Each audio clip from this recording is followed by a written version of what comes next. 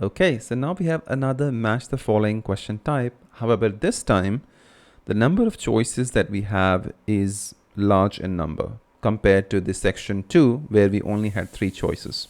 So because of this, it makes it a little challenging for students to answer it because they have to listen to the conversation and keep reading between choice A to G. How many is that? 3 plus 3, 7 choices. That's quite a lot, right? So what should be the strategy to answer this? Well, rather than having to focus on listening and keep reading between choices A to G, it's better to just write down the key points from the conversation. Okay. Now, you cannot write everything because it'll be hard to follow the conversation that could be fast in pace, but you could just write the answer of what question is asking for. So when the audio starts playing, we can forget about what is there in the answer choices at that point. Just look at the question, what it is asking. So the question says, what decision do students make about each of the following parts of the presentation? So it's about decision. It even says that in the heading of the answer choices, decision. So you just need to focus on listening to the keyword, which is decision. Now they might say decision in different ways. They will paraphrase, but you just have to look at what should be the answer for historical background. Like when they're discussing historical background, what is the decision they finally take? So that's what you should be writing. Okay. And once you have everything written down for questions from 26 to 30, then at the end, in the last 10 minutes, when you get time to transfer your answers to the answer sheet, that is the point. You can go back and check which one of them you think is the correct answer according to the notes that you've made. Okay, so let's begin. So, I think we've probably got enough for our presentation. It's only 15 minutes. Okay, so I suppose we'll begin with some general historical background about why coastal cities were established. But we don't want to spend too long on that. The other students will already know a bit about it. It's all to do with communications and so on. Yes. We should mention some geographical factors, things like wetlands and river estuaries and coastal erosion and so on. We could have some maps of different cities with these features marked. On a handout, you mean? Or some slides everyone can see? Yeah, that'd be better. It'd be good to go into past mistakes in a bit more detail. Did you read that case study of the problems there were in New Orleans with flooding a few years ago? Yes, we could use that as the basis for that part of the talk. I don't think the other students will have read it, but they'll remember hearing about the flooding at the time. Okay. So that's probably enough background. So then we'll go on to talk about what action's been taken to deal with the problems of coastal cities. Okay. What else do we need to talk about? Maybe something on future risks, looking more at the long term if populations continue to grow? Yeah, we'll need to do a bit of work there. I haven't got much information. Have you? No, we'll need to look at some websites. Shouldn't take too long. Okay. And I think we should end by talking about international implications. Maybe we could ask people in the audience. We've got people from quite a lot of different places. That'd be interesting if we have time, yes. So now... That is the end of section 3. You will hear part of a lecture on renewable energy that uses the power of the sea. First, you have some time to look at questions 31 to 40.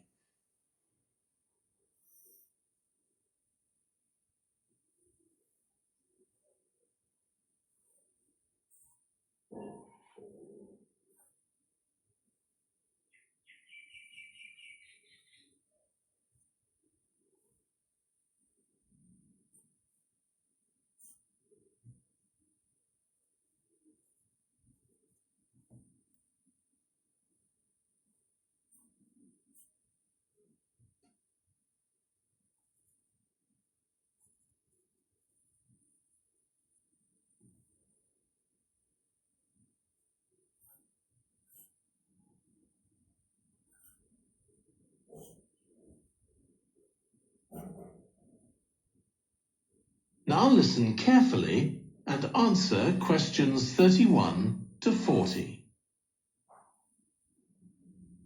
Producing enough energy to meet our needs has become a serious problem. Demand is rising rapidly because of the world's increasing population and expanding industry.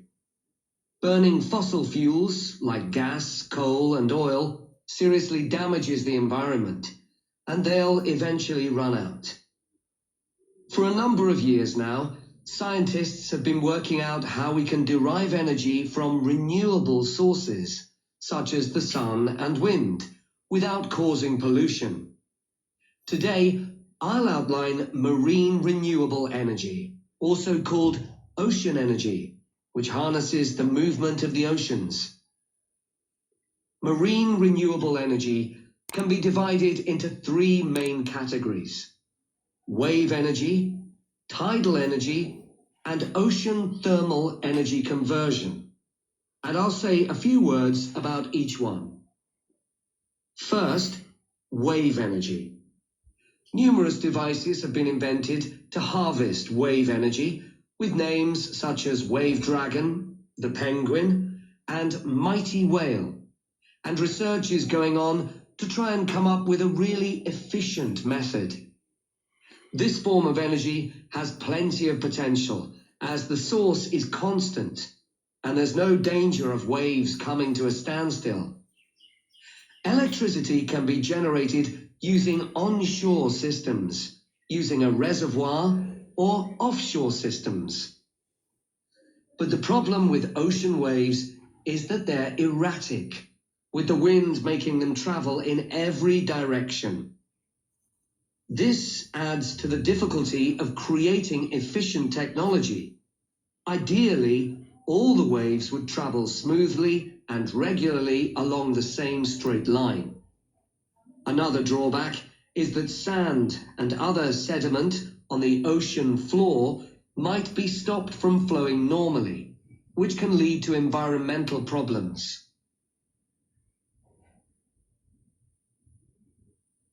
The second category of marine energy that I'll mention is tidal energy. One major advantage of using the tide rather than waves as a source of energy is that it's predictable. We know the exact times of high and low tides for years to come. For tidal energy to be effective, the difference between high and low tides needs to be at least 5 meters. And this occurs naturally in only about 40 places on Earth. But the right conditions can be created by constructing a tidal lagoon, an area of seawater separated from the sea. One current plan is to create a tidal lagoon on the coast of Wales. This will be an area of water within a bay at Swansea, sheltered by a U-shaped breakwater or dam built out from the coast.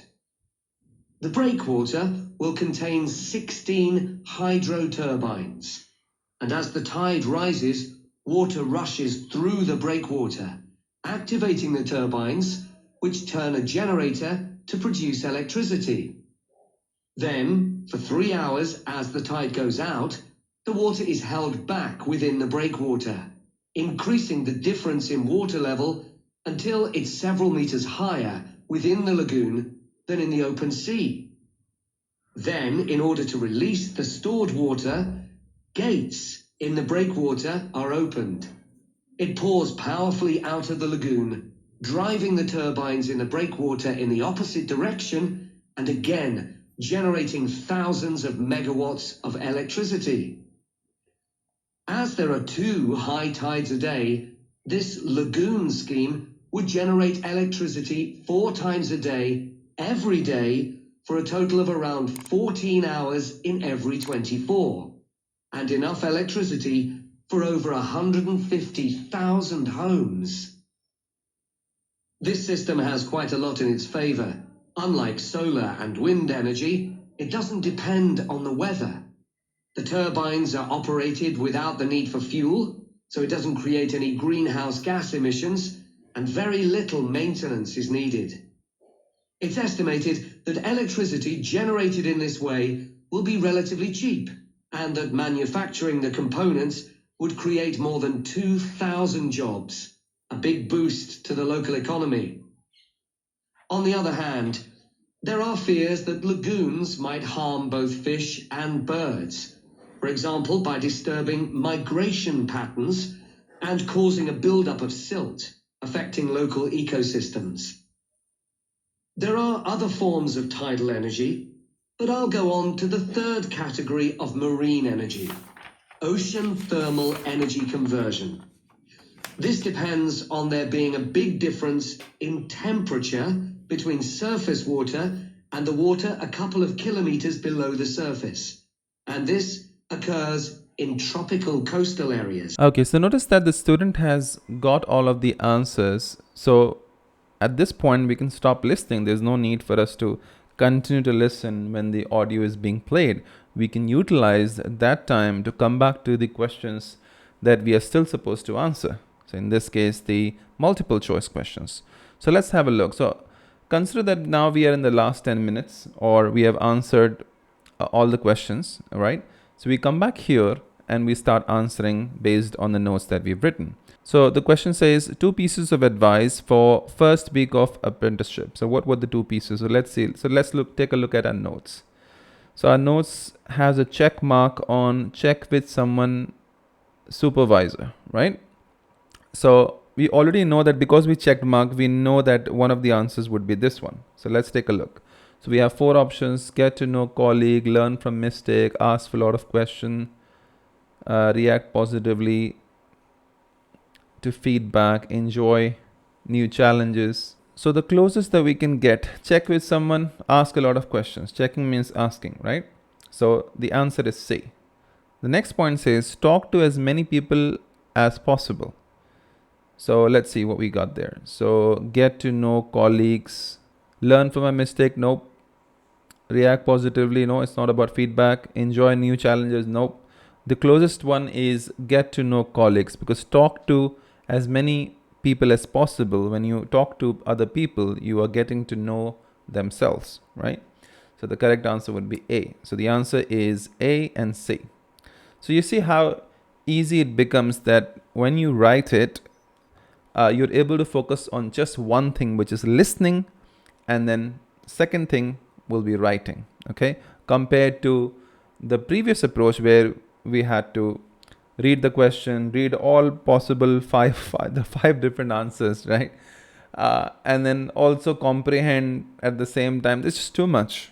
So this is easier. That's why many students find pen and paper based exams much easier, because they get that extra 10 minutes to take the advantage, and they can also make notes.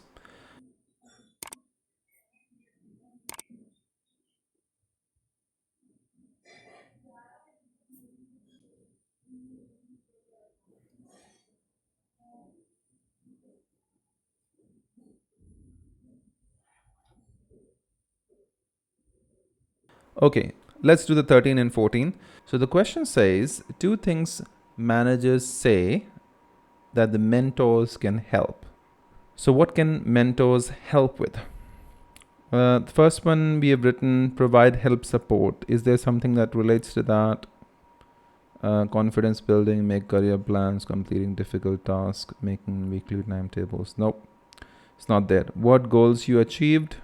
Then next one we've written, identify what areas. Confidence building, making career plans, reviewing progress. Yeah, that looks close. So identifying what areas. So identifying, you can consider that as reviewing, right? So reviewing progress, that's the correct one. What goals you achieved, that can also be treated as reviewing progress, right? And then, so first answer we got as E. And then the next one says discuss long-term ambitions. Long-term ambitions. So when you discuss your long-term ambitions, that is like long-term goals or making plans.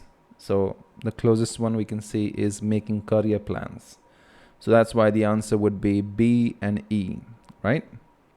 Perfect. So that's basically the strategy, and that's how you can answer the rest of the questions as well in the last 10 minutes. Okay.